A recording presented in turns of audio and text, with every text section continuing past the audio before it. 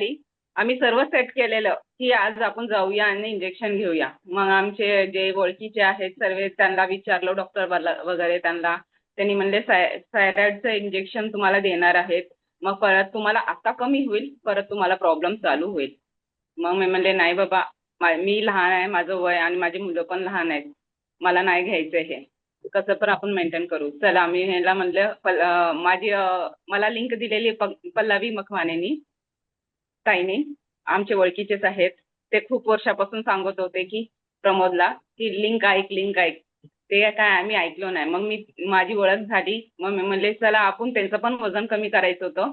मग मी म्हणले चला आपण ऐकू तरी काय आहे. मग आम्ही एक आठवडाभर ऐकलो.